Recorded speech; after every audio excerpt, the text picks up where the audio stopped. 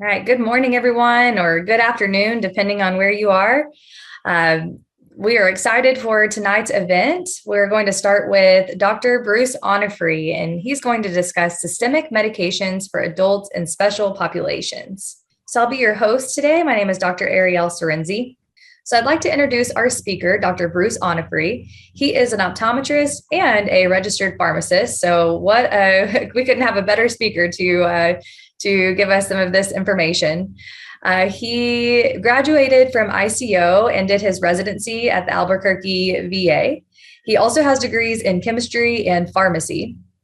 He recently retired from University of Houston, where he served as a clinical professor for 10 years.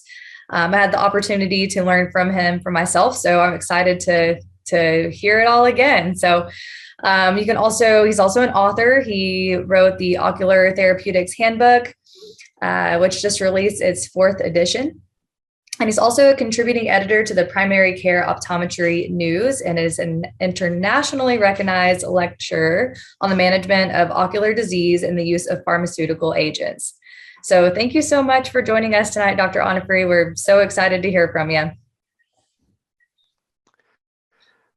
Thank you, Paul, and thank you for the nice introduction.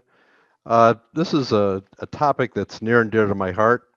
My favorite thing I've ever done in the world was having the opportunity and the honor to be a professor at the University of Houston and to take part in teaching the pharmacology courses there. I don't think there's any course that's probably more difficult or challenging, but also more important to a clinical practitioner. And certainly all of us, particularly me, who graduated in 1982, don't remember very much from what my courses were at that time, but I have taken a real effort, like you all have, of keeping up. And this is just a course to help you remind you of the importance of this information. Recently in the news, there was a nurse that was convicted of a criminal crime, criminally, not just responsible financially, but for a criminal conviction for killing a patient for choosing the wrong drug for that particular patient. And it was certainly big news for all healthcare practitioners. They expect to be sued, but they certainly don't expect to go to jail if they make a mistake, an honest mistake. Well, this whole course is designed to prevent you from making honest mistakes. You have to choose the right drug for the right patient in the right dosage at the right time. And that's what, again, my whole point here is we don't make those tragic errors that can occur at any time to anybody. Because again, they're called accidents, but we need to minimize that risk. My disclosure is that I'm a suffering Cubs fan. I've followed them for years, forced by my father to do this. They did win a pennant in the World Series in 2015, but since then it's been, I think it's going to be another 100 years before they come back. I have no financial interest in anything at this point in time and anything that I talk about, and so I'll try not to be biased. I will be mentioning drugs and names of drugs, brands of drugs, but I am not promoting those in any way. They may simply represent the #1 drug in its class as a drug that's the drug of choice for whatever we're talking about when we are using it to treat a given patient. But I'm not pushing or advertising any particular treatment of any company. If you have any questions, don't be afraid to contact me. My email address is currently idoc3@aol.com. Again, what we have to learn here is that everybody is an individual, and it's really important that we treat them as individuals, that we just don't cookbook this. So with systemics, don't treat everybody the same. And particularly, I'm highlighting the fact that there are special populations that include people of different age, people of different weight and body surface area. Who's special? Well, you certainly are, because you are making these decisions.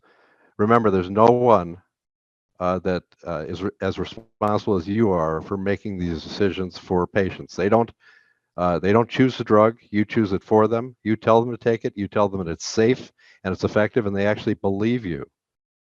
But all these patients, all these people in this picture, these individuals are different. And you have to know them as an individual so that that treatment is individualized. Certainly there's pharmacists out there like I am whose primary job is to protect the patient from doctor errors. But again, they're going to default always to your judgment because you're supposed to know what you're doing. What is a special population? Well, certainly pregnant patients fall into that category. Beyond that, it gets a little more dicey and more didactic: reduced renal function, diabetes, drugs, patient's age, reduced hepatic function. Again, I mention these because of pharmacokinetics. The kidneys and the liver are primarily responsible for metabolizing drugs and for removing them from the body. And people do that at different rates based upon all of these factors: the age, the drugs, the disease that they have, and whether they're an elderly patient or a pediatric patient. This child is cute. He's a Boston fan. They really hate the Yankees. He's just telling us how old he is. Actually, he doesn't like the Yankees. And he has a lot in common, by the way, with his older analog right here, also a Boston fan. They have more in common than they would with a younger person or a middle-aged person, because they both have reduced renal and hepatic function.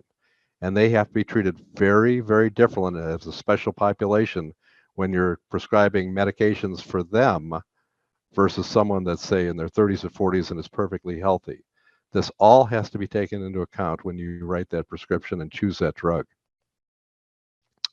This is an old designation of the risk of drugs to pregnant patients. It is not used anymore, but I use it as a highlight because it's so simple to understand. I'll explain in a second what they do currently.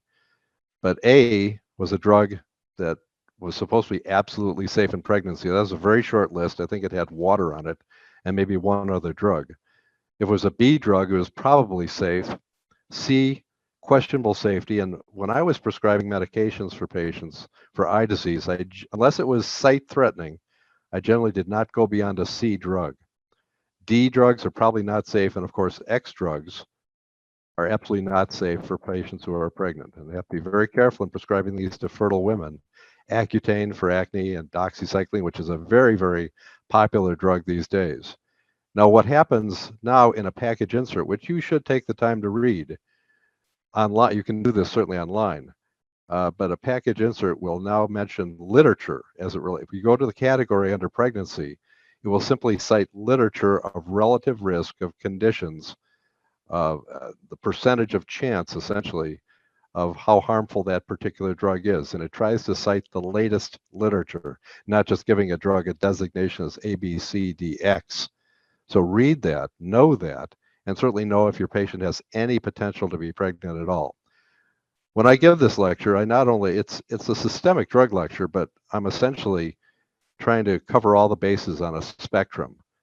And so we will be talking about the use of oral medications with and without topical medications. We'll also be talking about special situations where you can't use the drug of choice for a particular condition because there are pre-existing conditions. So I will certainly give you the alternative treatment for patients like this that I now use to try to be much more safe in my treatment of patients. But again, I'll choose a drug that is effective and safe for that particular patient. So you don't only have to know the drug of choice, you have to know all the alternatives that are out there that you can use in case that patient has, as an individual, has some pre-existing condition or takes another medication that could interfere with the activity and safety of the drug that you're prescribing for a particular condition. This is a very didactic. It's a creatinine clearance formula. I put this up here just to understand that when you see lab values, creatinine clearance or serum creatinine blood levels, that they relate directly to GFR, which is a primary measurement of renal function, glomerular filtration rate. And it's also important to look at the components of the formula here. You see that on the numerator, it says ideal body weight in kilograms. It's not the patient's actual weight. It's their ideal body weight, which is what you use to calculate that in kilograms. Remember, dividing pounds by 2.2. It also, you can see that it's a constant 140 minus the patient's age. So as you can see, even though it's in the numerator, age is indirectly proportional to creatinine clearance, meaning that the older you are, the lower your values are, which is a bad thing. The higher the values, the better. Normal values, by the way, tend to be, as I've listed there, 110 to 150 liters per minute. On the bottom, in the denominator, you have a constant 72. which is times the serum creatinine level in milligrams per deciliter. Again, I'm not going to teach you metrics today. I've done that in classes and emphasize how important it is to know to switch back and forth between metric and non-metric measurements. But if that's a skill you need to learn, please do that. A difference in a decimal point, by the way, as I've said, can kill a patient. So it's really important you understand that, the importance of it. If a person is on NSAIDs, or you want to put them on an NSAID and they have lowered creatinine levels, or they're diabetic, and diabetics all have some degree of renal compromise, you have to know that what that value is and how your treatment can affect that value. One of the things that kills diabetics the quickest, besides heart disease, is certainly renal failure. Reduce hepatic function, again, very important organ. It's the main site of metabolism. If you were my student, you knew that phase 1 reactions, basically oxidation, reduction, hydrolysis reactions that are designed not to detoxify a drug or deactivate a drug, but to make it more ionized, more water soluble, so that the kidney can actually grab onto it. And this is important because elderly patients have reduced phase 1 reactions, and therefore, as you'll see, their metabolism times on drugs, the half-lives go way up. They hold on to a drug much longer, so the dosages have to be adjusted downward. Phase 2 conjugation reactions, acetylation, glucuronidation, etc., are also designed to attach a big group onto the active drug. Again, not to deactivate it. In fact, if you're familiar with methanol, methanol is converted by the kidney to formaldehyde, which is the actual compound that blinds you. Methanol doesn't blind you or kill you. It's the metabolism of it. And when you're treating methanol poisoning, the treatment is designed to prevent the liver from metabolizing and allowing the kidney to get rid of the methanol unchanged. So just remember that drugs can be made more toxic or even more active metabolites, for example, from metabolism. But again, the principal reason for all of this is to get rid of the drug from the body by increasing its polarity, its water solubility. Your liver is not fully mature until you're over the age of 16, and that's why the pediatric group generally follows the 16 to 18 age rule. There are always maximum doses for pediatric patients. We'll calculate a dose, but there is always, because of the reduced renal and hepatic function in the pediatric population, there's always a maximum dose of a drug, particularly if it has a low therapeutic index, meaning the range of safe delivery of the drug is fairly narrow.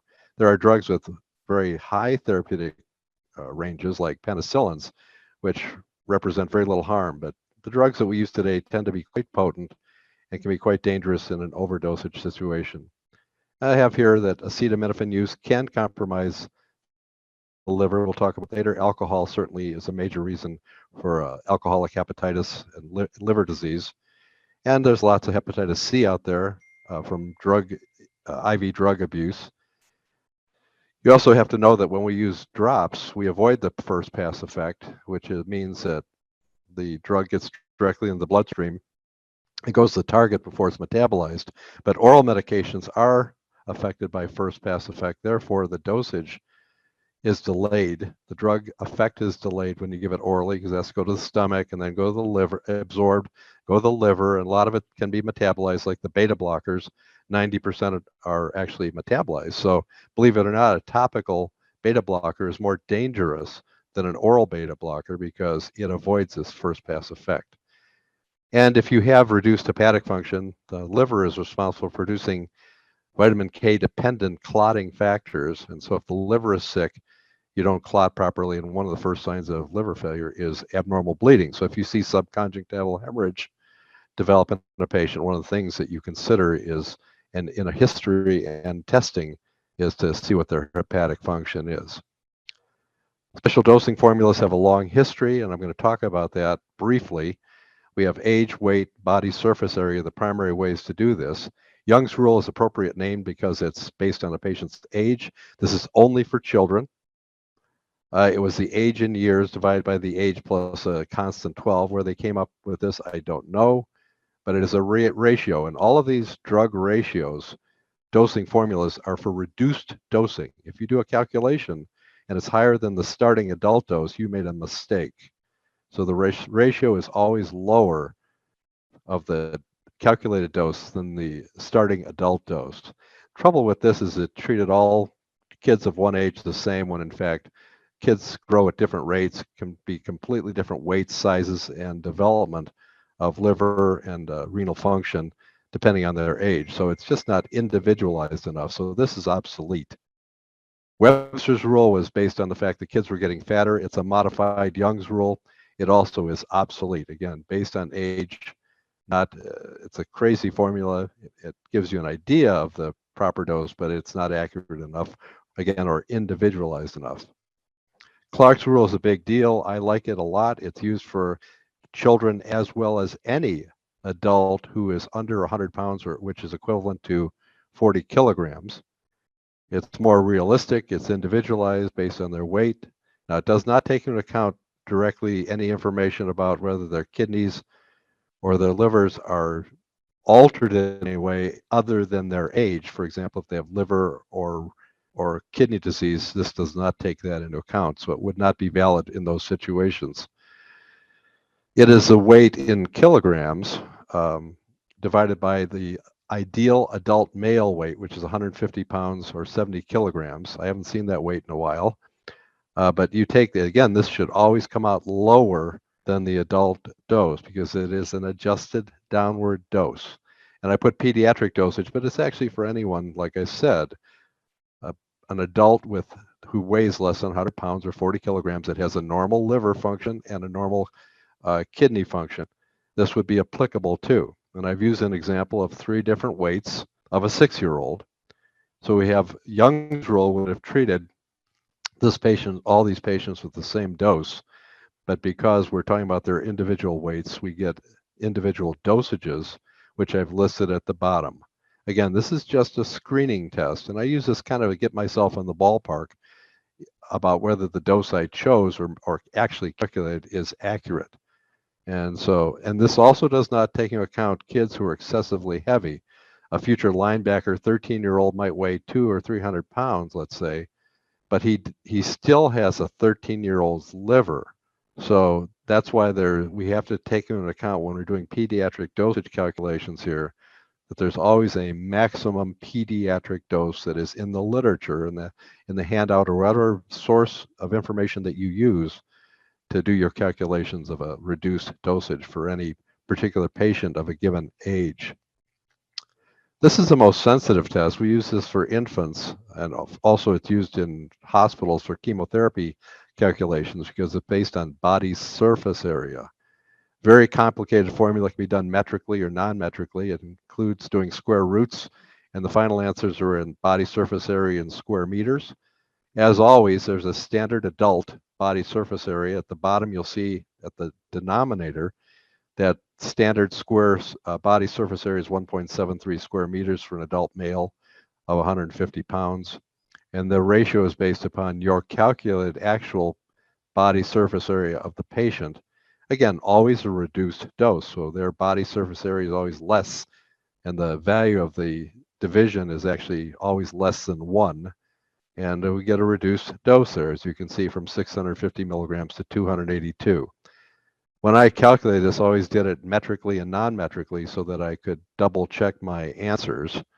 But again, this is something that I don't recommend. It's a bit too complicated and not necessary for clinical practice, but it is part of the history of adjusted dosing.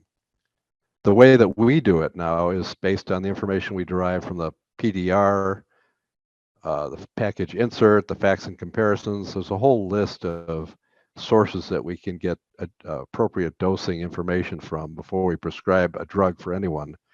Remember that is always initially based on the fact that they have normal metabolic and kidney function. If they don't, there's other special formulas for that. The weight of the person or patient is almost always metric in kilograms and should be noted. The dose that's given is a full 24-hour dose, which then must be converted based on the frequency of dosing, i.e. BID, TID, to a divided dose. This is the #1 mistake that nurses make. They calculate the 24-hour dose and they give it, say, 3 times a day, and they've overdosed the patient by 3. You have to divide the dose if you're going to do an actual divided dose of TID, and note that the dose is based on a 24-hour period. It's important to know the concentration of all liquid dosage forms. That's the milligrams per cc or ml, so that you can calculate the volume of drug, that it gives you the proper dosage of drug for that patient. And of course, you have to know the strengths of anything you're prescribing so that you give the appropriate dosage for that particular patient and drug. Example here, I like to use the standard pediatric daily dose of a drug I used in a young child who had a reaction to, I think it was poison ivy. Was originally given Benadryl, but Benadryl has lots of anticholinergic side effects and was not effective, so it's a relatively dangerous drug. So we had to step up to what would be a safer, more effective drug, which was a steroid. Fortunately, steroids come in a drug called Pediatric liquid, which has a, and let me start back a second here. All steroids have a standard dose of 1 milligram per kilogram for moderate effect. That's considered the low to moderate dose in any age group, milligram per kilogram. So you can commit that to memory. If you're going to treat somebody with a steroid systemically, orally, it's 1 milligram per kilogram in all age groups, unless you're dealing with a severe case like temporal arteritis where the dose may go up. It can go as high as 25 milligrams per kilogram, but that would be pretty dicey and something we don't normally do in a outpatient clinical setting. So we're going to take this 1 milligram per kilogram standard dose and apply it to a 33-pound child, and we can give steroids in a single dose, but they're better tolerated if they're given with food in a TID or QID format. So we're going to do a divided dose in TID. If you don't know what TID stands for, you're really in trouble, and you have to go back and learn that. I'm assuming that you do. Note Pediatric syrup contains 5 milligrams for 5 ml. I like to drop that down to the milligrams per individual ml dose, so it's 1 milligram per ml. The reason that lots of liquid dosage forms are a concentration per 5 mLs is because 5 mLs equals a teaspoon, and they used to prescribe drugs with teaspoon dosages. We don't do that anymore because drugs are too powerful. So we do our calculation. Sometimes the whole truth requires looking beyond the obvious. I don't know if you've ever seen this monument, and I don't know if you've ever seen it and walked around to the backside, but things become more evident when you take a look at the backside of the monument.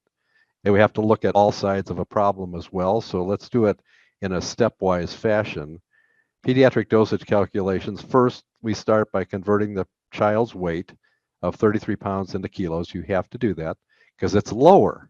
If you use the pounds, you're going to have an overdosage situation again, which is something you don't want. So 33 divided 2.2 gives us a patient weight of 15 kilos. We know that it's a milligram per kilogram. Very simple. 1 times 15. The daily 24-hour dose is going to be 15 milligrams. We know we're going to divide that, and it's important to do that so we don't triple the dose.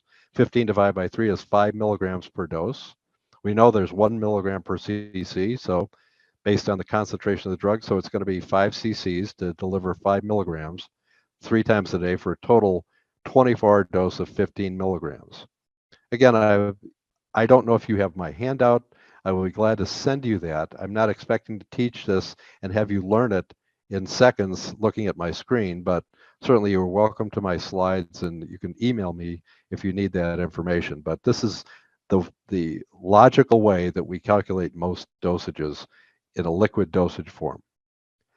Other reference material includes facts and comparisons, which is the Pharmacist Bible. It can be expensive, but you can buy different versions of it that are updated. You can buy a book that's not updated. You can buy monthly updates. You can buy yearly updates. But again, this is something that I depend on heavily, and certainly you can find it online. Normally I would take questions at this point, but we're going to do that at the end. So let's hold that off and just forward those to the moderator, and we'll get to any questions you have at that point. Patient to eye doctor, why do you want to know about my liver? I'm here for my eyes. I want to get new glasses and contact lenses. You know, patients don't know this stuff. It's your responsibility. You can't work at their level. You have to work at the level of responsibility that you have to, and that you have to be able to explain this to a patient, what you're doing why you're asking this information, the effects of the body on the eyes, the effect of the body on the drugs you're going to prescribe to that patient. Know the patient, they are individuals. Every component of the history is important.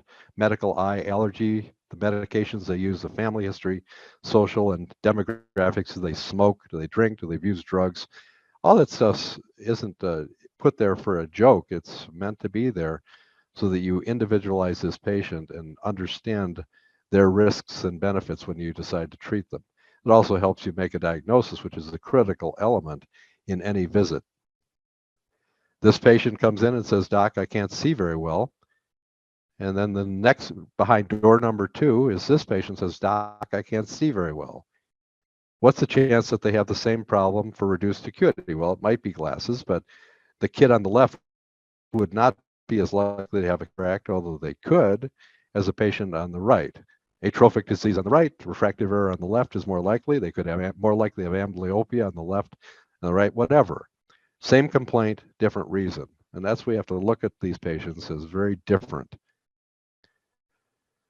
So what is different about the elderly? It also can apply to children too. There's a greater incidence of pre-existing conditions, that is contraindications, heart disease, liver disease, etc. Greater risk of drug interactions because they're on a bunch of drugs. Autonomic effects can be the worst because they affect breathing and heart rate, stomach, everything throughout the body. Greater interaction via altered pharmacokinetics, which again is absorption, distribution, metabolism, and excretion. Greater use of systemic meds with greater potential for, again, drug interaction. So here's the absorption issues in the elderly. They have an increased pH, which means less acid, decreased motility, decreased GI emptying time, decreased lipase, which breaks down lipid-soluble drugs and food, decreased bile acids, again, lipid-soluble compounds have a longer duration in the GI tract. And they have decreased blood flow. That all adds up to the drug being more slowly absorbed. Distribution issues. Albumin is the primary protein in the body that maintains the proper fluid volume inside the circulatory system. It's decreased. Decreased total body water, increased body fat. End result, again, more free drug because the drug will bind to the peripheral tissues in the fat. The drug will bind to albumin in the circulatory system. And if you have decreased albumin for it to bind to, you have more active agent because it's in its active form. If it is unbound, it can be absorbed and distributed through the body and go to the target organ more quickly. So the drug stays in the body longer and it can be more active. This is more dangerous to the patient. 40 to 45% decreased renal blood flow over the age of 65. As I mentioned, in older patients, decreased oxidation, hydrolysis reactions. Slightly decreased phase 2 or synthetic reactions. Again, the drug hangs around longer, can cause more mischief. I just have, again, if you get the handout or slides, you can see this, but clearly the drug hangs around a lot longer, sometimes twice as long, or as you see diazepam, 4 times as long in the elderly patient as it does in the younger patient. Again, that's a critical element when you're having continuous dosing of any agent. Over time, it accumulates. The cumulative dose can fall into the overdosage range in an older patient very quickly if they're not getting rid of the drug. Renal excretion, 20% decreased kidney size at 80. Many people develop glomerular sclerosis, which is associated with high blood pressure. As we talked about earlier, decreased glomerular filtration is based upon creatinine clearance. And I put the formula in there again, and women always have a 15% lower creatinine clearance based on lower muscle mass. Here's an example of a pediatric situation where a child or anyone could have reduced creatinine clearance, which means reduced glomerular filtration rate, and the effect it has on the dosing of certain medications. Here in the case of acyclovir, this is what's interesting. If a patient's renal function is 50% or greater, you can dose them as a normal patient. They can live on 1 kidney very easily. So there's no alteration until the glomerular filtration rate drops below the 50% level. So you can see that the dose of acyclovir for a child would be 100% which in this case is the dose, calculated dose every 8 hours. But if that falls down to the 25 to 50 range, then it's reduced from 3 times a day to twice a day. If that goes further down to 10 to 25% of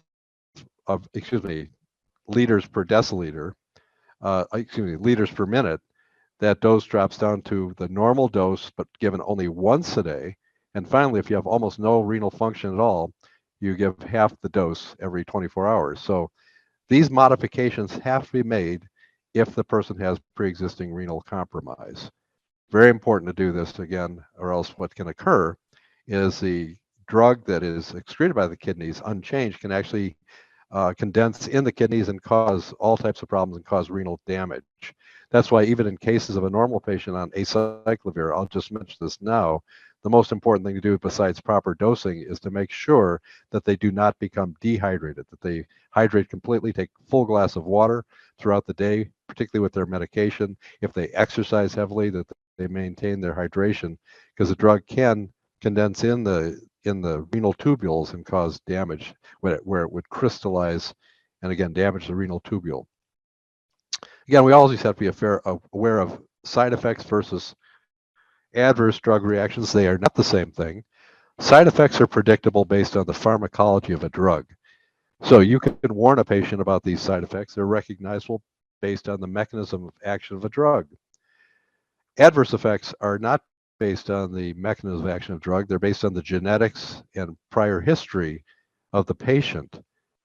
You cannot predict their occurring, but you warn the patient of any potential adverse effect and you test them for it.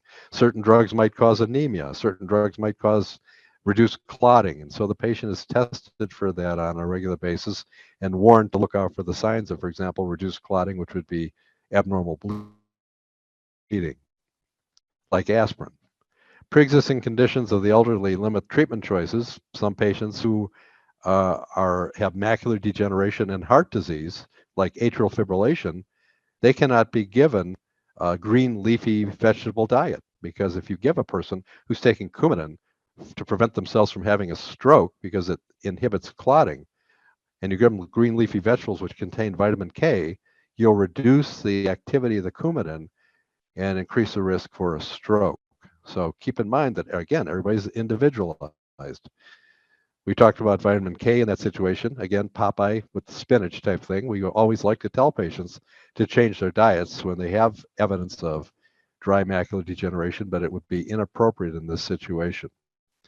This is the most dangerous area. The number one cause of death in the United States is cardiopulmonary disease. Patients have these risk factors when they get into the 50s, 60s, 70s, and older. And again, they cannot tolerate the higher dosages of drugs. So we have to be very careful about any autonomic drug that can affect cardiovascular function. That includes glaucoma drugs, for example, the beta blockers, etc. So just keep in mind that the patients have a higher risk. Make sure you learn what their compromise is, what the drugs are using for the disease, and try not to give anything that's going to compromise that function. Pediatric patients, higher proportion of water, lower plasma protein levels, more available drug. Sounds like the older patients. Immature liver and kidneys. Fortunately, the kidneys will mature by the age of 2. But as I said earlier, liver doesn't totally mature until 16 and is the main site of metabolism of drugs to get rid of them. So again, we have to keep in mind, just like the elderly, the pediatric on the other side of the spectrum have a risk of greater complications, side effects, and adverse effects with these drugs. We have to be very careful on dosing issues. And I'll mention this again because it's important. Always understand that there's a maximum pediatric dose with certain medications, particularly those with a lower therapeutic index. So also know this, children are not little adults. Dosages have to be based on actual pharmacokinetic factors. Pediatric dosage formulas only estimate a proper dose for a normal patient with normal liver function for their age and kidney function. If there's any alteration in that or taking other drugs that affect those parameters, then the drug may be absolutely contraindicated in that patient or may require dramatic reduction in dose. Peds are always at greater risk for drug-induced toxicity.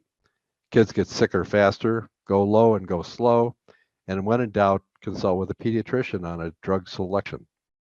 Again, here is where I would take questions normally. So if something is rattling around in your head, it's the time to maybe write it down and consider asking that at the end of the lecture. This is a good handbook. Pediatric Dosage Handbook is a good guidebook for many of the drugs that we might consider using in this population. Primarily, I think they're the anti-infectives, probably the most common thing that I use in young children for acute presentations anyway. When I was testifying for these drugs back in the 80s and 90s and early 2000s, there were people would stand up. One PharmD said, you know, eye doctors, ophthalmologists, and optometrists don't need to use systemic medications. They can use topical. There's no real situation where they have to go to the extent. Well, obviously, he had his head up his ass, but the point is I had to counter that argument. So I had the 3 top reasons for systemic medications are, I just love saying, take this medication stat, makes me feel like a real doctor. That is an actual picture of me. It keeps people from trying to swallow their bottle of eye drops. I hate when that happens.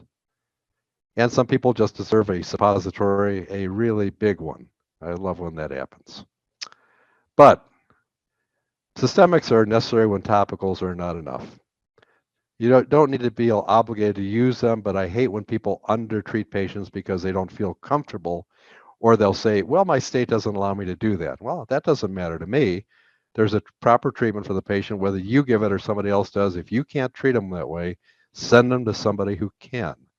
So again, that's my goal here, is to show you when they're indicated and what drug to use. For example, we have a patient who has an external hordeolum here, and drops are normally used for that. Here we have a preseptal cellulitis. I still use drops on this, but they're not enough because they're real bad. Now we have a dacryocystitis with a secondary subcuticular lid abscess that has actually broken through. And in this case, topicals and orals are not enough. What we have to do is actually drain this. So there's a spectrum of treatment depending on the presentation, where it goes from topicals all the way up to topicals, orals, and maybe some sort of procedure. For this particular situation, since we're not talking about procedures, we're talking about systemic medications, this is my drug to go to. I love it. It's convenient. It's effective. It's a broad spectrum penicillin with an ingredient that also increases the spectrum of activity of the penicillin by blocking penicillinase, which destroys penicillin. So it can be used in organisms, and most of them are today penicillinase producers. And because it's broad spectrum, it works in generally both gram positive and gram negative. It's certainly well tolerated. It's a huge dose, and it's given twice a day because it's such a huge dose. And you can do that with penicillin, which is normally dosed 250 to 500 milligrams 3 to 4 times a day. You simply give a lot of it, and it stays in the body because it has a very high therapeutic index. I like to say the only way you can kill, there's 2 ways to kill a patient with penicillin. One is they have to fall into a vat of penicillin and drowned because it's so safe, or you give it to a person who's allergic to it. And that's the critical element here, is to make sure there's no chance. And you have a child who's never taken it before. How do you know? Well, you can ask if the parents are allergic to it, but it's got to start somewhere. So if I can't get a clear-cut history of allergy, I probably won't use it. And we'll talk about the alternatives. But this is my favorite drug of choice for treatment of acute ocular and skin infections in general. It's indicated for preseptal cellulitis, dacryocystitis, every acute infection you can think of that are surface infections of the eye. I'm talking about not inside the globe particularly. Pediatric hemophilus, which is a fairly significant infection. A gram negative, which is very affected by this, very effective drug. Amoxicillin plus clavulanate. The clavulanate blocks penicillinase, so it sacrifices itself to spare the active ingredient. Mild infections, 500 milligrams twice a day, or for a smaller patient, or is this patient preseptal cellulitis or dacryocystitis with an abscess, they're going to get the full 875.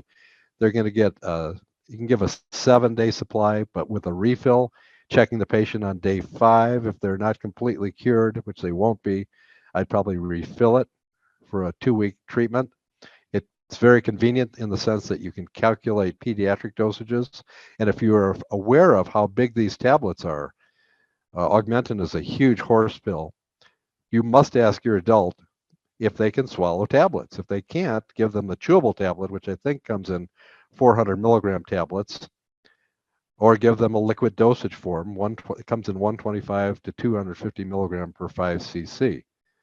Again, important to note that the patient has to be able to swallow that medication.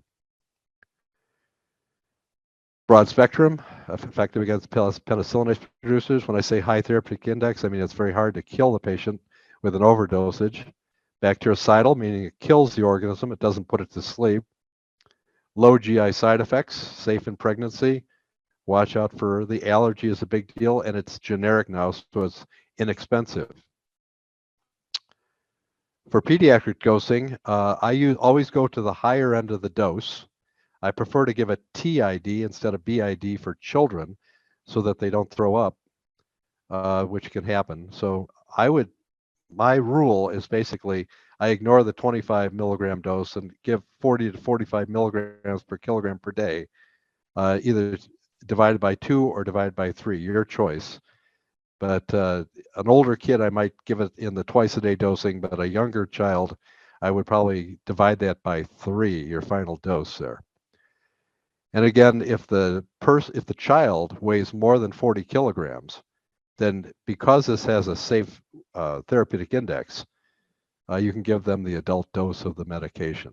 But again, this is a guideline for you. I put it in there. It's going to be in the literature when you look it up. The big deal here is that this drug has a high therapeutic index, and B, most of the organisms today have high resistance, so we lean towards the higher end of dosing with the safe antibiotics like the penicillins. And also remember again that allergy is a non-dose dependent adverse effect, meaning you don't know if they're allergic to the drug until they tell you they're allergic to the drug, so you can't predict that. And it doesn't matter how much drug you give them. Even a small dose of the drug to a person who has an immune response to it, that's going to be magnified by the type 1 immediate hypersensitivity response, which is going to cause all types of problems for you and the patient. So make sure they're not allergic to it. This is after 2 days of treatment and drainage. It looks absolutely spectacular. All that swelling and hyperemia is gone. There's just again, we wanted this to stay open and to drain, and that's what it's doing right now. So again, very effective drug. Always been very happy with the efficacy of this particular agent. But there are patients out there that you can't give even a safe drug to because they're allergic to it. And this is your backup drug, Macrolide antibiotic, broad spectrum, not like erythromycin, which is a narrow spectrum. Much safer drug, doesn't have the effect on the liver. What erythromycin does is force the liver to metabolize everything else and leaves everything else in the body. So it has lots of drug interactions, whereas Zithromax, which is a zithromycin, does not do that, does not take over your liver. So safer on that count. And of course, you're not allergic to it. It used to be given in a 5-day dosage regimen called a Z-Pack, double dose on day 1, a loading dose, followed by a pill a day for day 2 through 5. We don't do that anymore. It's given on a 3-day schedule for everybody. We'll talk about that. It comes in liquid dosage form and pills, 250 and 500 milligram tablets, and then you can see the 100 and 200 per 5 cc liquid dosage forms. Good example here of a patient who actually had chlamydia, seen by a lot of practitioners and optometrists, et cetera, treated, got better, got worse. Mom was kind of pissed off that the patient was not getting better, had it for a long time. She matched her nail polish to her eye color, you can see there. But the fact of the matter is, when you run into a situation with chronic conjunctivitis that gets better and keeps coming back, you really must be thinking of a disease like chlamydia. And this, as you can see here, the giant follicles, which are consistent with chlamydia, as well as the history of a disease that lasts more than 30 days. So this is a drug of choice for anyone who has chlamydia, whether it's ocular or genital, but they are always treated systemically. You can treat with topical azithromycin for the eye, but all sexually transmitted disorders are systemic, and the topical treatment is optional. The systemic treatment is mandatory. The drug has a super long half-life, so a 3-day treatment schedule will last for about 2 weeks. If you want to do the math, go ahead. 64-hour half-life, 4 half-lives to get into the body, 4 half-lives to leave the body. Drug of choice in penicillin-sensitive patients because it's a macrolide antibiotic. It's effective in pediatric Haemophilus as well as gram-positive infections because it's a broad spectrum. It's bacteriostatic and cidal, depending on the organism. We always prefer bactericidal, but it is an effective drug. Medium GI side effects, all the macrolides have that, some side effects, particularly erythromycin. Great compliance because it's now only 3-day treatment for everything except for chlamydia in adults is a 1-day treatment. Moderate cost because it's generic. And as I mentioned, drug interactions with this macrolide are much lower than the ones that we see with erythromycin. There was a belief that azithromycin might interact with some of the newer antihistamines and cause heart irregularities, and I am cautious about that. If a person has a history of having fibrillation or other arrhythmias, or on a calcium channel blocker for arrhythmias, or other drug for arrhythmias, I probably try to avoid this drug if I can, but the incidence is very, very low.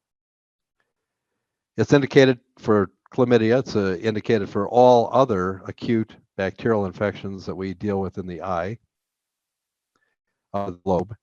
Pediatric Haemophilus is a big deal here because kids will carry that sequestered in their upper respiratory tract. It can go up and cause all types of problems like middle ear infections and conjunctivitis, as well as pneumonia, and a very resistant organism. So this is a big deal for that as well. And it occurs in about 30% of kids. It's probably about the number one cause when I talk about Haemophilus, not chlamydia, the number one cause in children of ocular infection. So we have to keep that in mind when we're choosing a drug to treat it. And by the way, Augmentin works for that as well. The old Z-Pak, as I said, is really obsolete. The 1 gram packet is obsolete.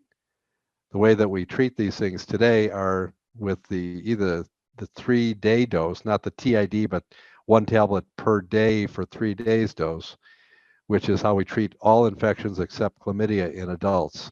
Again, it's called a tri-pack, but really most pharmacies just can carry a big bottle of this stuff. So you don't actually order a tri-pack, you just say number of tablets, 3, 1 tablet daily for 3 days is for most infections, again, other than chlamydia. 3-day dosage for children for chlamydia and for anything else is, because I don't give a single dose for children, is 10 milligrams per kilogram per day. There is a 1-day dose for kids, but it probably makes them sick. There is a maximum daily dose for children of this drug, which is 400 milligrams. So be aware of that. No matter what age they are, if in the pediatric group, you can't exceed 400 milligrams per day. But it's 10 milligrams per kilogram per day is your calculated dose over a 3-day treatment period. We'll talk about that a little bit here. Since this is a case-based lecture, this patient was sent in with a diagnosis of herpes simplex. Trouble is they presented bilaterally, which is pretty rare for herpes simplex. It looked like it. If you look in the corner of the eye, it's crusty. It's a crusty lesion that looks almost looks vesicular with a depressed center, which would be consistent with herpes simplex, but it wasn't. It's a more common infection in children. And this is impetigo. And Staph aureus and strep species are the most common causes. Those are both gram positives. The normal treatment in the past was an oral macrolide antibiotic, which was erythromycin, and keep the lesions clean with a compound called Physohex. That's topical hexachlorophene soap. That doesn't exist anymore. So you can use a dial soap if you want to on these things, but the skin has to be meticulously clean. Their bedding has to be clean. This is highly contagious. There are 2 things that my mother warned me about to stay away from as a kid in grade school in the 1950s was lice and impetigo. And anyway, this is still around, and kids still get lice, and they still get head lice, and they get impetigo. And again, that contagion has to be controlled. We use a topical macrolide for it as well. Can be used, but it's not what I do anymore. That was the old treatment. And it, as I said, it can be mistaken for herpes simplex. The treatment that I use today for this is cleaning the lesions. We'll talk about that a little bit. I think I have another slide here in a second. We do put azocyte in the affected area, which is as topical azithromycin. More importantly, to the affected lesion is a non-ocular product that works quite well around the eye, which is Mucurism. If I did talk about this in ocular pharm when I would teach this is only for gram-positives. It's a natural compound produced by Pseudomonas. If you remember, Pseudomonas is a gram-negative. It doesn't like gram-positives in its neighborhood, competing for resources. So it secretes Mucurism, which is deadly and bactericidal to gram-positive organisms. It's only effective against gram-positives, and it doesn't matter if they're penicillinase producers or not. It's very effective. It's only available topically in an ointment and a cream. I tend to prefer the cream over the ointment. It comes in a fairly large 22-gram tube, which is a fairly, if you can think of an ounce of product, and a normal ophthalmic ointment comes in a 3 to 5 gram tube. This is a big tube, but it's handy. You clean the area, you apply this Bactroban ointment, you put a drop of this azocyte in the eye because Bactroban cannot go in the eye, and sometimes the bacteria will spread into the tissues or have a risk of doing that of the ocular adnexa, the conjunctiva, for example. So azocyte topically once a day, Bactroban to the lesion 3 times a day with cleaning is what we do. I actually had what I've been using, I don't have a picture of it, I guess, in this particular slide. I have it later. Sodium hypochlorous acid. Couple of companies that make this, I will actually spray that onto the lesion after it's cleaned. And that works very well in terms of sterilizing the skin without any side effects. So hypochlorous acid used to be very, very expensive. Now it's extremely cheap, fortunately. Doesn't need a prescription. I know I have a slide of this later, so I'll bring it up when we talk about that later. But the hypochlorous acid replaces basically the Physohex. The Bactroban ointment is great, again, for the skin, and the azocyte for the eye. And again, you can give several different oral antibiotics for this. One is azithromycin, but the one that I like for skin infections is actually the first generation cephalosporins, which is cephalexin, and that comes in both liquid and oral dosage forms. Keflex, broad spectrum, very good against gram-positive particularly. Remember that 3% of people that are allergic to penicillin are also cross-reactive, and that's where if there's any doubt, you can go to azithromycin orally in the dosages that I talked about. Let's see, low GI side effects again. It's very much like penicillin with a much reduced sensitivity reaction, but again, the sensitivity is there. 3%. If there's any chance of penicillin sensitivity, go right to the azithromycin. The indications are same as Augmentin, but it's not effective against Haemophilus, so we wouldn't use it for that, because this is less resistant to penicillinase breakdown than Augmentin is. In adults, we no longer use the lower dosages. We always go to 500 milligrams, and to make it convenient, 500 milligrams 3 times a day, 1,500 milligrams per day is the preferred average dose for an adult.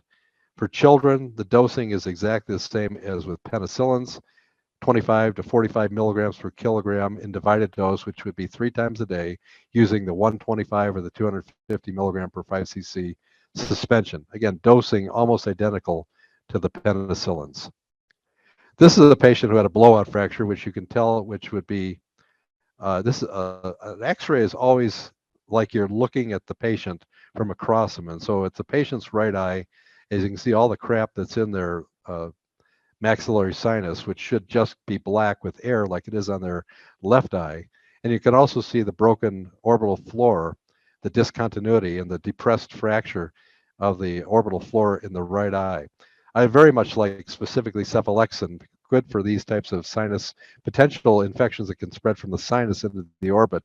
So any patient, whether they get surgery or not, on an orbital fracture. Some are just a crack in the ethmoid bone. There's no displacement, no diplopia, but they show up positive on an MRI, or the patient gets orbital crepitance or orbital emphysema symptoms, which suggests that they, even without radio data, without X-ray data, that you're going to that you have some sort of a communication between the sinus and the orbit. Those patients would be prophylactically put on about 2 weeks of cephalexin, and if they're going to have surgery, it's never done immediately, unless there's entrapment, and they'd also be put on cephalexin 500 milligrams 3 times a day for their treatment. So that's one of the specific uses that I prefer cephalexin for over all the other antibiotics when I'm treating a patient. Second generations are for gram-negative infections, seen more in children, like Haemophilus. The second generations go by the mnemonic of Henpeck: Haemophilus, Enterococci, Neisseria proteus, E. coli, and Klebsiella is what Henpeck stands for. And I'm glad my memory was there, but I put this here just in case so you can see that. These are more common, again, in children. And so it's more common to give a second generation cephalosporin to children, whereas gram-positive infections more common in adults, and that's what we use for them. Okay, here's another point where I would stop and take questions. My watch shows that we have a little over 40 minutes to go here. I have a lot of slides. We'll try to get as much through as I can. And again, if you have questions on anything, and I apologize for going so rapidly with some complex information, but I'm going to, this, as you know, systemic drugs and their metabolism and their management is a very complex subject that can take hours and hours. My lectures are only 2 hours long, but you'll feel like you sat through 4 hours of lecture. So how's that? You got your money's worth. But anyway, we'll get through as much as we can here. And if you have questions on anything I've covered earlier in this lecture, just save it for the end. We're going to switch gears now and talk about one of the most common chronic infections that we see, which is marginal blepharitis, and the complications and certainly the systemic management of that. I call marginal blepharitis the Star Trek paradox. In the 25th century, you can do anything. You can travel faster than the speed of light. You can transport instantly from site to site. You can cure any disease except for one. And I feel sorry for Jean-Luc Picard, because baldness and marginal blepharitis are both incurable back then and now, and even in the 25th century. You cannot tell a patient that you can cure their marginal blepharitis. You can control it, but if the patient expects a cure that never comes, then they're going to be disappointed in you. We have to know the different forms of blepharitis. I'll be talking primarily about posterior blepharitis. Anterior blepharitis is a kind of different animal. Hygiene, lid scrubs, for example, and maybe light use of antibiotics are the way to do that. But posterior blepharitis, meibomian gland disease, is a whole other animal and has a lot greater implications and complications for patients who have it. And again, it is not curable, but it is controllable. And we have to stage it, of course. Not all diseases are the most terrible form or the most mild form. But you can have a person theoretically that has severe blepharitis that will go blind, and we'll talk about a case of that where it's so severe that it causes loss of vision permanently. So we have to treat this as a serious condition. And again, we're talking about the meibomian gland here. We're not talking about the anterior blepharitis that's associated with the lid margin per se. They can look alike, but again, when we look at the glands, we can see that these are very abnormal. What causes chronic staph lid inflammation? And again, inflammation is, we're talking about an infection here, but most of the damage is caused by the resulting inflammation. And it's exotoxins. Isn't that right? Well, that's not quite true, because the organism that causes most blepharitis conditions, whether it's anterior or posterior, is not Staph aureus, coagulase positive staph. It is Staph epidermidis, and it does not produce exotoxins. What it does do is produce this complex organic molecule. Even though it doesn't contain carbon, believe me, it is an organic molecule. It's staph poo-poo is what it is. It's the crap that comes out of the metabolism of the Staph epidermidis. Again, it does not, remember that they do not produce exotoxins. That is the coagulase positive form. Staph epi does not do that, but it does eat, it converts lipids to fatty acids, and that is the compound that causes the inflammatory response.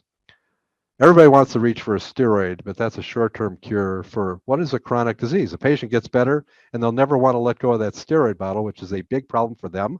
It's a big problem for you.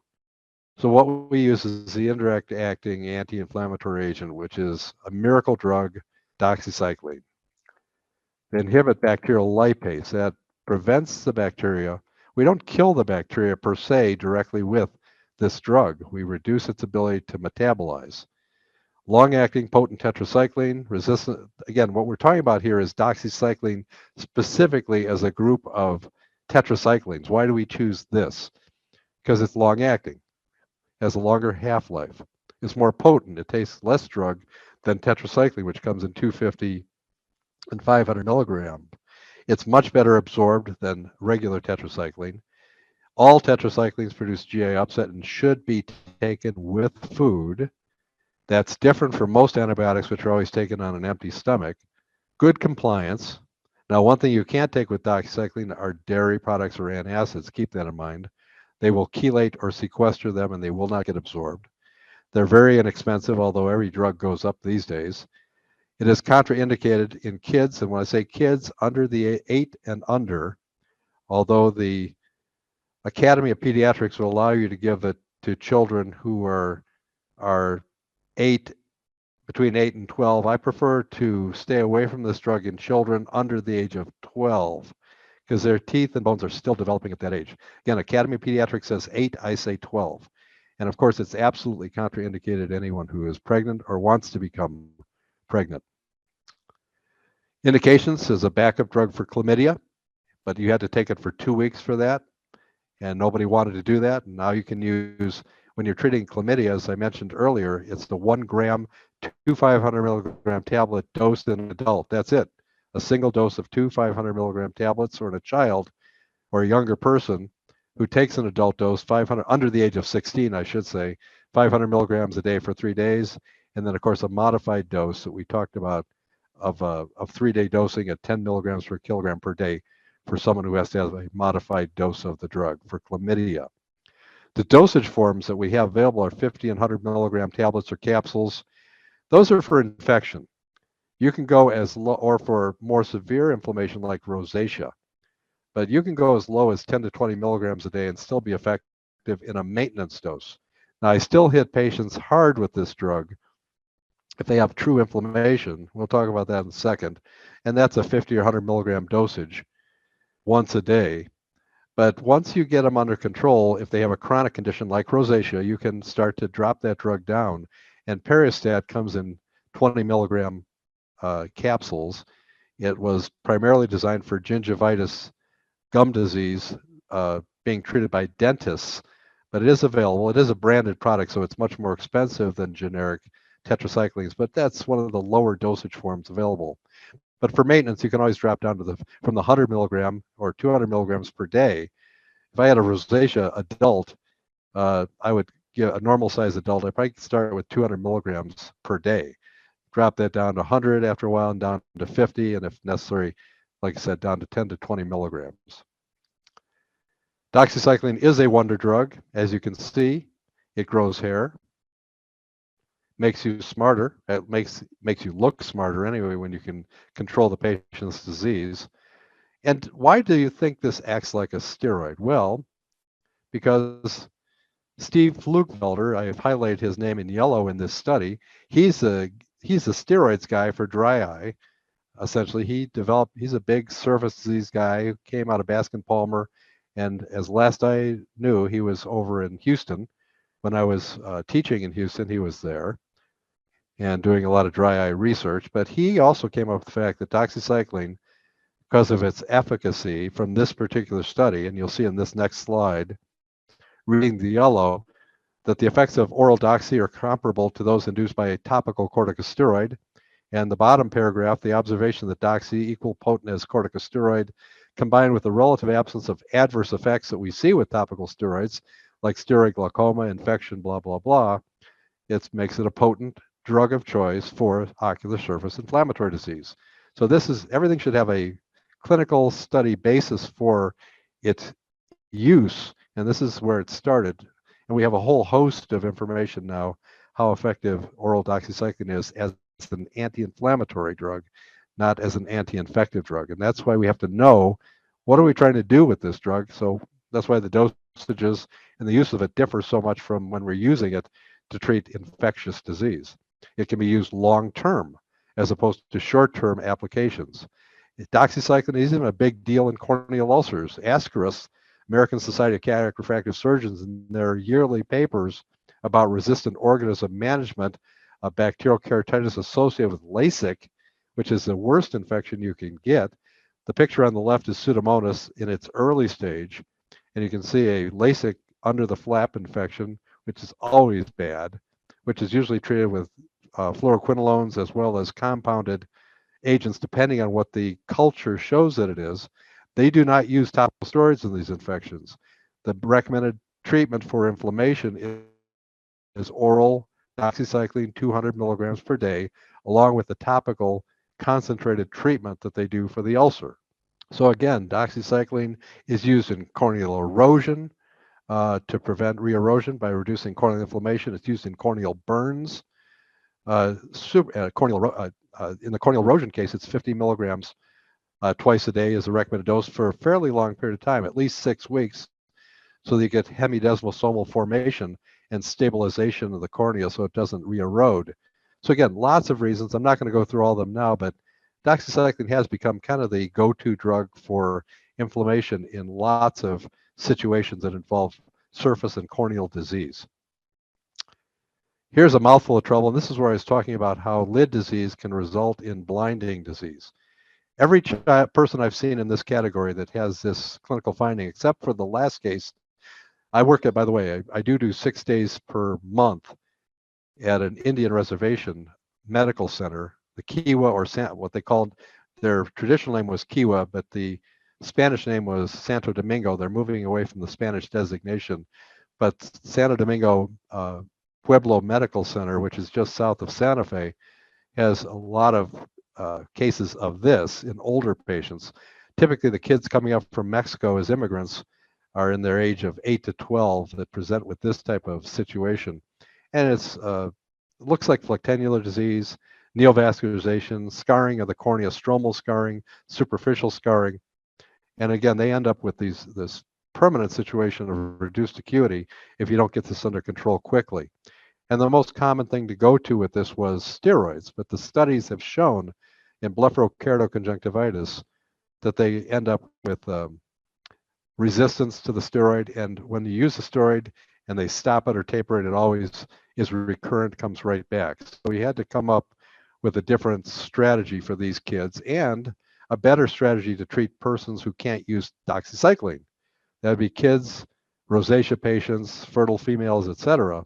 And again, we go back to our backup drug, which is azithromycin. With children, the study showed you could use a 10 milligram per kilogram per day dose, and we may use that for a couple of months.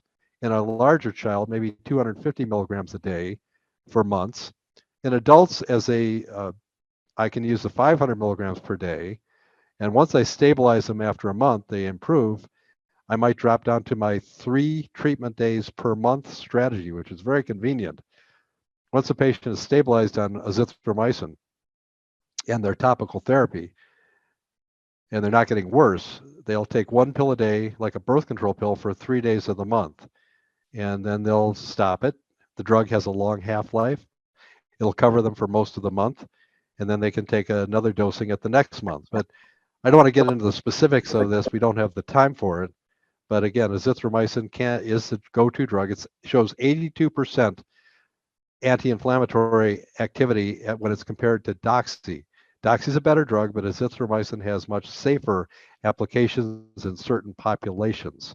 And I have gone to this as my favorite drug for initial treatment. If it fails, in certain patients, I can always consider going to doxycycline as a backup drug. It comes in a liquid dosage form again, so children of any age can use this. It's safe, down to about the age of 2. Step therapy. So as we know, everything comes in a mild and a severe form. So this is my kind of range of treatment for blepharitis patients. all blepharitis patients will complain of dry eye or ocular surface disease symptoms. So the first thing to do to make them feel better is to get them on a good artificial tear. And I'm not selling any particular drug. It has to be preservative free, certainly, or have a safe, non-toxic preservative. Benzalkonium chloride, BAK, stands for by another kind, as I was taught.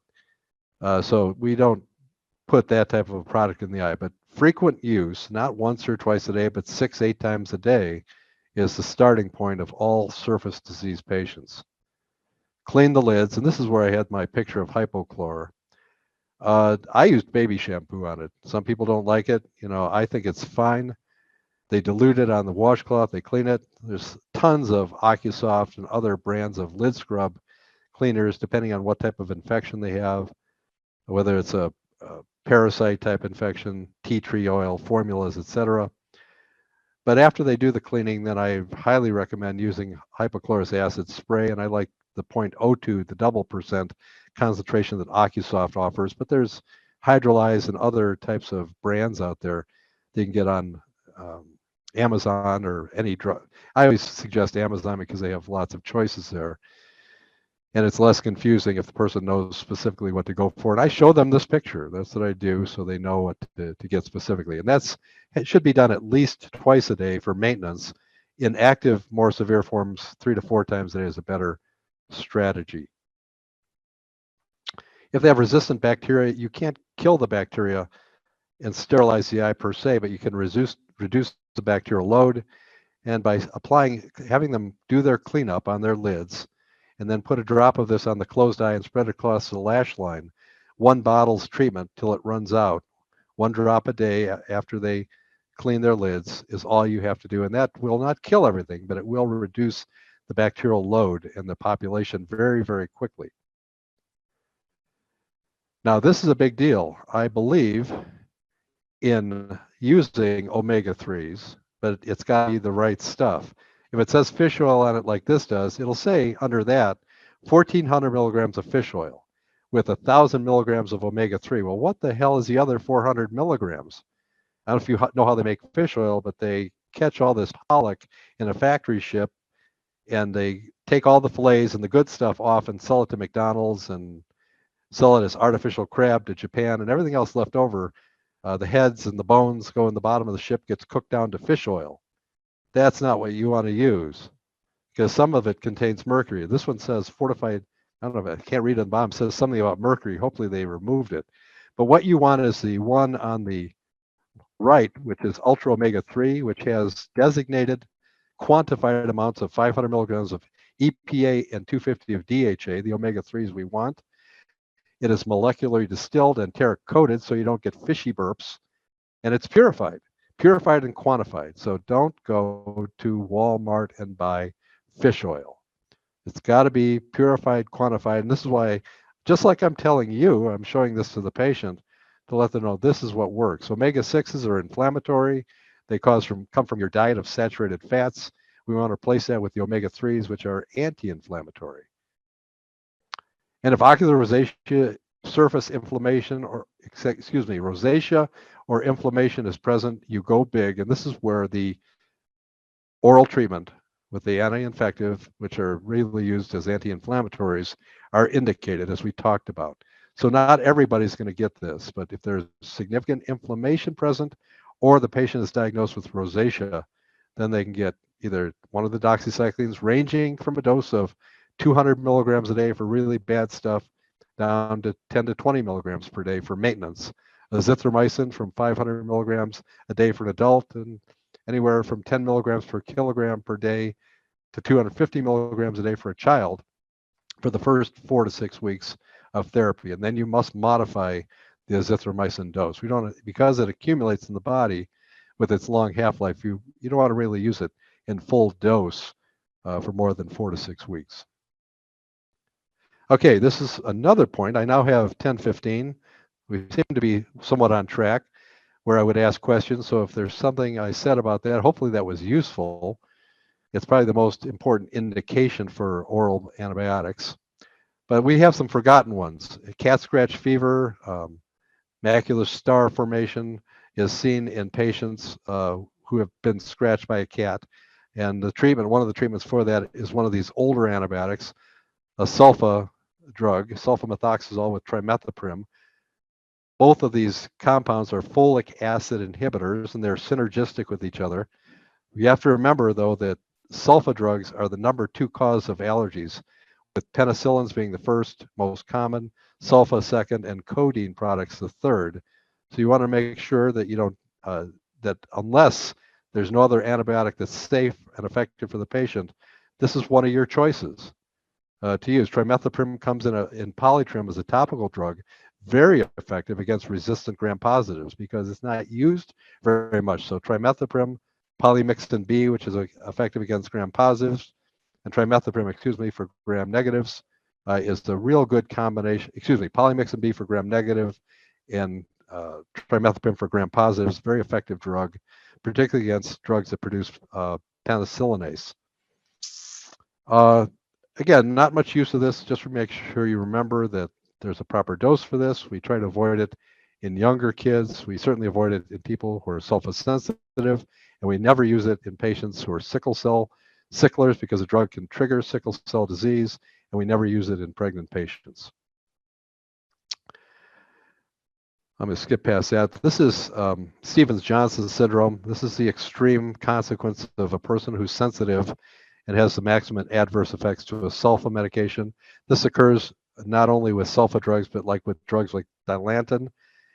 It can be fatal 20% of the time, so we absolutely do not want to produce the ocular complications. This is called ocular pemphigus, and the systemic Stevens-Johnson syndrome, very dramatic and most commonly associated. So why do I put this picture up there? My wife is allergic to sulfa. I'm allergic to sulfa. The first question I ask a patient is, have they ever taken an antibiotic they're allergic to? Have they ever taken any drug they're allergic to? Have you ever taken a drug that has caused sores to develop inside your mouth or around your mouth? That's called stomatitis. And if they have, I don't care what the drug was, I don't give them a sulfa. Just keep that in mind, that we want to avoid these adverse, non-predictable, potentially fatal reactions. Another one that I've used once in my life on a patient because the patient was allergic to everything else are the fluoroquinolones. Very effective, broad spectrum, but lots of side effects. Like tetracyclines, we don't use them in younger kids. We don't use them in pregnant patients. They're only at the 5th drug down the line. If at one patient, again, who is literally allergic to every other one, in elderly patients over the age of 50 to 60 that can produce Achilles tendon rupture. In children, it prevents the proper development of connective tissue, ligaments, and tendons. And so this is something to be avoided in all those groups. But it is an important antibiotic. We use them topically all the time. Very effective, gram-positive, gram-negative, great for bacterial corneal ulcers of all types. But again, we have to be careful with the systemic form and very limited use. This is primarily a below-the-waist drug. For men, it's used for prostatitis and women in bladder infections. So it's rarely used for upper respiratory disease or above the waist type conditions like conjunctivitis or ocular disease. But it's there if nothing else is available. Okay, we're done with the antibiotics. We're going to shift quickly to the, in short term, with the antivirals, specifically because of the time frame we have here, just Herpes Simplex and Herpes Zoster. There's a drug of choice for all Zoster patients over 50, marked decrease in risk of post-herpetic trigeminal neuralgia. The drug, by saying that, is not to treat the infection, it's to prevent a complication of the infection. We know that we have herpes simplex disease, which is this classical dendrite. This is herpes zoster, a primary form of it called chickenpox. Herpes zoster secondary called shingles, and in this particular case, the first and second division of the trigeminal nerve were affected, and you can see that he has herpes zoster ophthalmicus. So again, these drugs, antivirals, have a different role in each one of these clinical presentations. The newest and most effective and most potent, longest half-life of all the agents out there is famciclovir. Comes only in oral dosage forms, 125, 250, and 500, to be used in whichever group you want. The 125 is for children, the 250 is for simplex, and the 500 is primarily used for herpes zoster for different reasons again. It's a third generation antiviral, meaning it's a prodrug. It has very low toxicity because it has selective toxicity. It is activated by an enzyme produced by the herpes virus, so it only becomes toxic when it's actually in the presence of the thing that it wants to kill. So very effective and safe. Excellent anti-herpetic activity, expensive but cost effective. Just remember here, there is no absolute liquid dosage, pediatric dosage form. So the child that's given this in the lower dosage, 125, has to be able to swallow a pill. Indications: herpes simplex type 1 or type 2, 125 to 250 milligrams twice a day. In herpes zoster, it's always 500 milligrams TID. And the reason for that is in simplex, this is basically replaced topical treatment. Topical treatment now is optional for a patient, and trying to get some of those topical agents is very difficult. And the older ones like trifluridine are quite toxic. So I do not treat herpes simplex ocular disease topically anymore. I used to use both, but now because the studies have warranted it, all patients are treated orally with an antiviral. The dose depends on the one you choose, and we'll talk about that in a second. Whereas herpes zoster is not treated for the acute form of the disease or the eye disease per se. This is primarily for is the treatment and prevention of post-herpetic trigeminal neuralgia. If a person has zoster, they're put on this drug within 3 days of the eruption lesions, it reduces the incidence of zoster in older patients by 50%, and it reduces, if they do get trigeminal neuralgia, it reduces the duration from 1 year down to 6 months or 50% on average.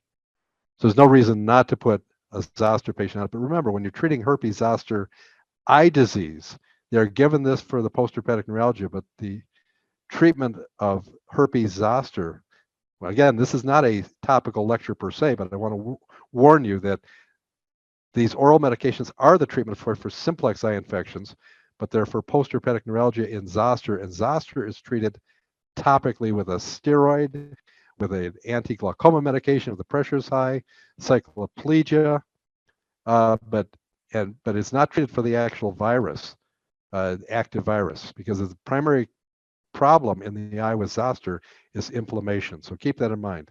You have to treat the eye separately from the presentation of, for example, the shingle presentation. Again, the dosage forms in this I've listed below. Only oral dosage forms, no liquid dosage forms.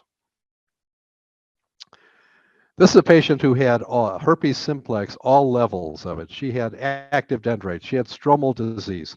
She had herpes simplex iridocyclitis, cell and flare. She had a inflammatory glaucoma with a pressure in the 40s. This patient got everything under the sink. At the time, she did get topical trifluridine. That was the way that we treated it. But she also got the oral acyclovir, which was present at that time, and she got 500 milligrams 5 times a day of that particular agent. 400 milligrams 5 times a day of acyclovir. That's the only one we had. The point is that we treated this person with the kitchen sink, but the heart of the treatment of a patient with herpes simplex ocular disease is the oral antiviral drug. If they have inflammation, if they have elevated glaucoma, elevated pressures, we treat that all separately as well. If they have stromal disease, they are given topical steroids to prevent that scarring, but they have to be actively treated with the oral or topical, whatever you want to do. But I'm reminding you that the preferred treatment now is orally. You can use a steroid in herpes simplex if it's potentially scarring, as long as they're using active antiviral treatment. These are the drugs. The least potent of them are optional choices, but there are some benefits to this. It's really cheap. It's just less convenient. It does come in a liquid dosage form that can be given to children or adults that can't swallow pills. It has to be dispensed in this liter bottle because it contains 200 milligrams per teaspoonful. And for example, the average dose for a person who has zoster would be 800 milligrams, which would be 20 cc's 5 times a day. That's 100 cc's per day. So you need a lot of that liquid dosage form. But again, the dose is dependent upon whether you're treating Zoster or Simplex. Zoster, 800 milligrams 5 times a day, and Simplex, if you're treating active disease, it would be 400 milligrams 5 times a day. And again, you can use a drug like this for maintenance treatment for prevention as well with a reduced dose. For example, you might give 400 milligrams of this just twice a day. If a person is going to go skiing, they get exposed to ultraviolet light, they get an outbreak of herpes simplex. So you can use it as a preventative drug as well. This is my favorite drug. It falls in the middle, 500 milligram and 1 gram dosage form, 500 milligram for simplex and 1 gram for Zoster. It can be given in lower dosages. The actual treatment dosage for simplex is 500 milligrams 3 times a day. And for Zoster, it would be 1 gram 3 times a day. And you can use it for prophylactic maintenance in a dose of 1 to 2 500 milligram tablets per day, all the way up to 500 milligrams 3 times a day if you need it, to prevent the recurrence of herpes simplex. Again, very effective, but it is available generically and so less expensive. And it has a longer half-life than acyclovir. These are I've listed this. You can review this when you get if you want the slides. Like I said, I will send them to you on request, and I've just put that in there. Okay, shifting gears. We're getting lower on time here, so I wanted to get to these last topics. This patient came into my office, sat in the chair, sipped on her bottle here, and said, Dr. Onofrey, I have dry eyes. Dr. Onofrey, I have to take a drink on this bottle before I can talk. Dr. Onofrey, I can't go outside and go for a walk because New Mexico is low humidity. The last time I checked, it was less than 3%. We haven't had rain here for months. This lady can't walk outside because she has severe Sjogren's disease. Okay, she has secondary Sjogren's disease because hers is associated with rheumatoid arthritis. Well, we're not going to get into that today, but the treatment for dry eye, we can go through a whole spectrum from topical medications all the way forward. Since this is orals, this is where the type of case only when you have aqueous deficiency, which is only Sjogren's disease essentially, or perhaps a person who's had radiation therapy to the periocular area for melanoma or a facial cancer, this is where you have to start considering using oral therapy. This is a cholinergic medication, so the side effects are predictable. It causes cramping and diarrhea. And the doctor that originally gave her the Salogen gave her 5 milligrams QID, which is maximum dose. And of course, she immediately went to the ER with cramping and diarrhea, uncontrolled. So I said to her, do you want to take Salogen again? And she didn't want to. But with this drug, you have to titrate it 1 tablet a day for a month, then 2 tablets a day for a month. And if it works, fine. If not, you go to 3 tablets a day for a month. And it takes about 4 months to get to 5 milligrams per day. It's a short half-life drug, so it gets into the blood very quickly, and the side effects are dramatic. So it has to be, the oral pilocarpine has to be titrated slowly. Forget that slide because, actually, before we get into the next drug, there's a better drug than that. But this just explains the parasympathetic activity of the drug.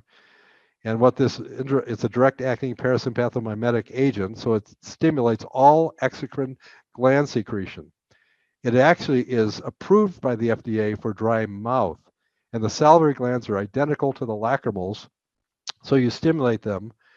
Acetylcholine analog is what this is, and it produces increased secretion. So it also works for dry mouth and dry eye. But again, the GI upset is a big deal. It can also increase pulmonary secretions in asthmatics, so that's a very bad idea because it produces a wet lung and can worsen asthma. Never used in that group. Certainly never used in anybody with Crohn's disease or irritable bowel syndrome. It just makes that worse. But here's the point here. The important drug, which is this one, which has a short half-life and it has a high potency, it has to be given frequently and can cause lots of side effects. A better form of it is Evazac. Cevilamine, which is a generic form of Evazac, is similar to pilocarpine, but it has lower potency, so it's easier to titrate the dose.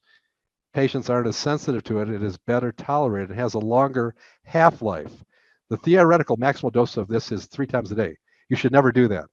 But you can tell within a month if this is going to be good for the patient or bad for the patient. All the contraindications are identical with pilocarpine as they are with Evazac, the fact that if they have asthma or GI issues. But it's better tolerated. I give my patient a prescription for 30 pills. They start out at 1 pill a day for the first 3 days. If it doesn't work, have an effect, and it doesn't produce the terrible side effects. Now, the most common side effect, by the way, is sweating that people complain about. That's okay. I'll tell the patient, look, sweating, if you can tolerate it, great. But we want it to make their eyes more comfortable, produce more tearing, and certainly help their dry mouth. After 3 days, they go to twice a day, and they maintain that for the whole month, whether it works or not, unless the side effects are intolerable. Then they stop it and they can't use it. But I have gone in patients who have taken it for a month at twice a day. It didn't hurt them and it didn't help them. And I've gone to 3 times a day and they hate it. So my suggestion is start it once a day, no problems with it, but not effective. Then go to twice a day. If it doesn't work in the first month, forget it. But remember those contraindications. That's critical, particularly asthmatic patients. Now, the last thing I want to talk about was pain management. The old-fashioned treatment was Tylenol with codeine, which is okay. Tylenol number 3 is your drug of choice for it. It is an option to that is the big gun, which is oxycodone, which is very controlled, Schedule 2, no refills, very abusable. The most common drug we like to use in the controlled substance group is hydrocodone, which used to be Schedule 3, but is now Schedule 2. So it cannot be refilled because people abused hydrocodone, which is also called Vicodin. They all come with some additional ingredient. In this case, it's acetaminophen. It used to be 500 milligrams with 5 milligrams of hydrocodone. The FDA has forced them to reduce that to 325 because, as you'll see, acetaminophen is the most dangerous drug of the group of the analgesic agents. We'll talk about that in a second. If you are going to prescribe one of these drugs, use the big bottle. That's what everybody else uses. So Vicodin in this dosage form, 5 milligrams with 325 milligrams of acetaminophen, drug of choice, 1 to 2 tablets every 4 to 6 hours for pain. Just remember that if you're allergic to one opiate, you're allergic to all of them. Avoid alcohol, avoid drowsiness. The big problem with these drugs is their effect on the respiratory center of the brain. Remember, they're all abusable, and this is now a Schedule 2 medication, so your license for your state has to allow you to prescribe that. All of these opiates have anticholinergic properties, so unlike pilocarpine, they cause constipation and GI upset and will cause nausea. If the food won't go down or go through the GI tract, it comes the other direction up. So it's very common for people who think they're allergic to the drug because it has caused them to throw up. That's actually a normal side effect of the drug.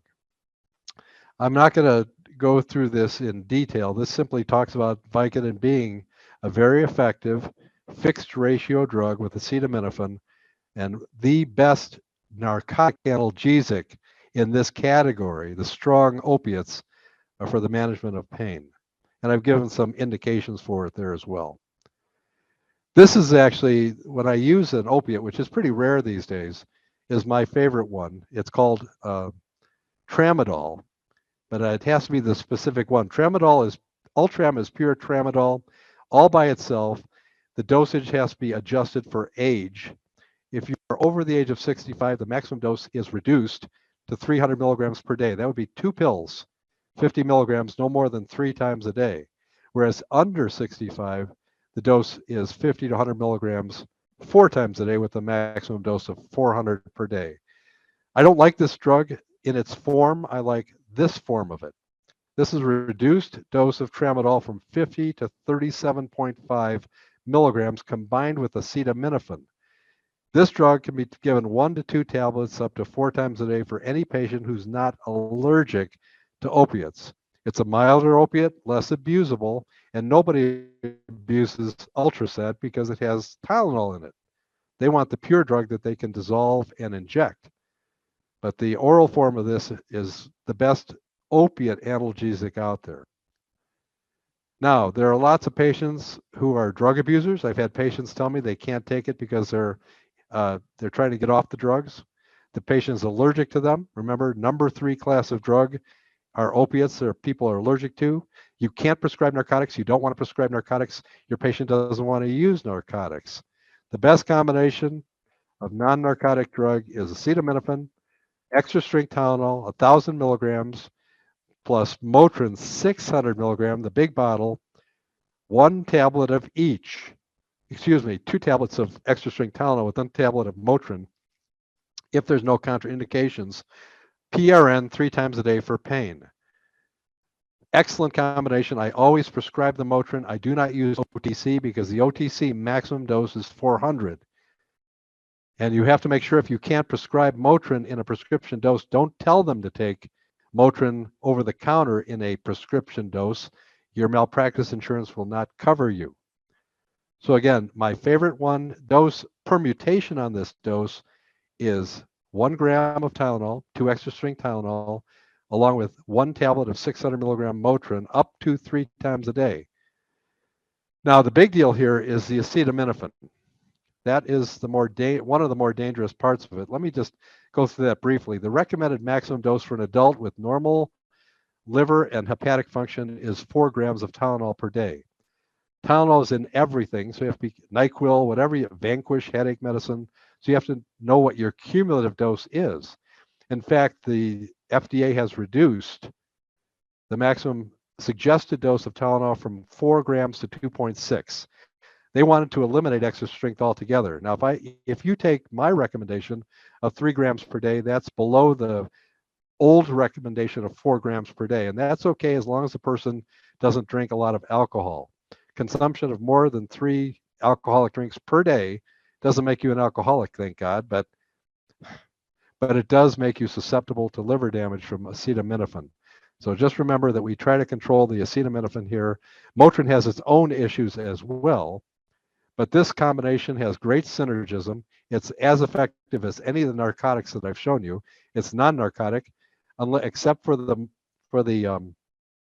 Motrin in a 600 milligram form. You could give 400 milligrams of this 3 or 4 times a day if you don't have a license to prescribe a prescription level of an NSAID, but you'd have to give it more frequently.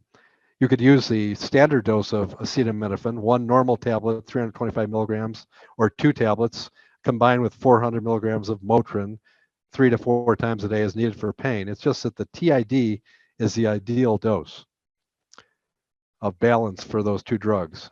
Remember, people can be allergic to any of these drugs. If you're allergic to one NSAID, you're allergic to all NSAIDs. So allergic to aspirin, you'd be allergic to Motrin. And most importantly, no Motrin in pregnancy, blood thinners, GI problems, or renal disease or congestive heart failure. Remember that acetaminophen limits renal hepatic function, and the NSAIDs reduce kidney function. So anybody on a diuretic or a diabetic should not be taking those drugs, even if they're over the counter. And I put down here the dosage ranges and all the contraindications. I don't want to dwell on that too much. I will go back to the opiates for a second. That's critical that you know that patients who have reduced pulmonary function, like sleep apnea or asthma, should not be given opiates. What happens is they go to sleep, and a person has sleep apnea, they stop breathing, and their CO2 levels in the blood go up, and the respiratory center gets that signal and stimulates breathing. Well, the opiates inhibit that respiratory center. And anybody who knows any celebrity or heard it on TV that's died from opiates, they stop breathing. So anybody has trouble breathing or have the risk of stopping breathing, like sleep apnea patients, do not give them opiates. Acetaminophen is generally considered a safe drug. You can see all that there. But this guy and another guy after him came in with abnormal bleeding. This guy happened to be a drinker. He took acetaminophen, and it caused, because he wasn't producing clotting factors, he bled like crazy on the outside of the eye as well as the inside of the eye. So if you see a person with abnormal bleeding, like this second guy that came in, That's not a subconjugal hemorrhage. That's a hematoma in the ocular adnexa. This guy had to be tested for bleeding, and his history also had him on overdosage, uses acetaminophen every day. He wasn't an alcoholic, but he did have a history of hepatitis C, and therefore he bled abnormally, and he had his liver damaged by the overuse of acetaminophen. So again, I've listed here the risks of acetaminophen, the maximum adult strength, and a daily dose of acetaminophen. Try to keep it down to 2.6 grams, or as in my recommendation, no more than 3 grams per day. Make sure they don't take any other drugs or sources of acetaminophen while you're treating them with it. This is an acetaminophen toxicity scale from an emergency room. The number one cause of liver failure in children is grabbing that bottle of cherry-flavored Tylenol tablets. Extremely dangerous. If they cross the line on their blood level, they lose their liver. End of story. So I don't want to beat a dead horse here, but remember, as safe as acetaminophen is, overdosage is the big problem with it. You can see how complex this pediatric chart of dosing is. You'll also note the different concentrations. Infant drops are really dangerous because they contain a high concentration, 80 milligrams of acetaminophen in less than a cc. Kid gets his hands on those cherry flavored drops and drinks it, they're in greater risk than they are of taking the pediatric liquid, which contains a lot less of the drug. So again, that's just in your slides. If you wish to get a handout, I will have these slides. I'm going to skip past this right now, only in the sense that I was talking about how NSAIDs really are not very good for inflammation. They're good for analgesia. I was doing a case of scleritis for a patient, and also cases of severe episcleritis. It's much safer to use an oral steroid at 1 milligram per kilogram per day than it is to use high dosages of NSAIDs, which are great again for pain, but not good for inflammation. And the only situation where steroids in any dosage form or amount are unsafe is in the categories I've listed here. If they have ulcers, if they have a risk of psychosis, we're talking about the somebody going postal, going to work and killing everyone. You don't want to give steroids to people who are psychotic. No high blood pressure because it makes them retain salt and water. And again, diabetes, it makes the kidneys less functional because it inhibits the ability to get rid of salt and water, and their blood pressure can go up dangerously. Other than that, lower dose of steroids are much safer than high doses of NSAIDs for inflammation. And my last slide I want to talk about here was simply the Medrol dose pack. If your state allows you to do this, it tells them to take it with food. It's an automatic taper. They can start in the middle of therapy. If they come at 1 o'clock in the afternoon, they can take the catch-up dose of all the tablets before breakfast, along with their dinner tablet with food, and they can start on day 1, and then they gradually taper their dose down for 6 days of therapy. Extremely safe, extremely effective if they don't have those pre-existing contraindications. So high potency oral steroid is the methylprednisolone dose pack. I use this for inflammation, for acute, whether it's allergies. I don't use it for dry eye, certainly that's where I use topicals more commonly, but certainly for severe allergies or episcleritis or scleritis, this is the go-to. These are prescribed by primary care doctors all the times. They have a mountain of these in the pharmacy because they're so popular. But again, just pay attention to those patients who have pre-existing conditions that can't use them safely. And I've listed the indications here. And the final slide, the top 3 reasons for using steroids in eye disease is this. So if you live in a state that allows you to use these drugs and you run into a temporal arteritis patient, now the first thing I do is get them to the ER on an IV soluble Medrol, 250 milligrams QID. But if you live in an area that's more rural and they can't get in immediately, then you start your dose of 60 all the way up. Our last patient we treated with 60 milligrams per day in a divided dose of oral steroid, prednisone. And you can go if they've lost vision, you can go all the way up to 120 milligrams. But the average dose is about 80 milligrams per day if you're starting it. Just remember that the only way you can save their sight in a condition like temporal arteritis is to get them on that oral steroid as quickly as possible, if you can't get them in the hospital on an IV. But don't miss it. Okay, sorry to rush at the last minute there, but I don't want to dip into the other person's time. But I have finished my lecture. Thank you for your interest. Don't be afraid to ask questions, and don't be afraid to ask for the slides. Thank you, Dr. Onofrey. That was great and pertinent information. I was talking to Dr. Wu, and I was like, man, I wish I could have him on speed dial, but your book will have to do.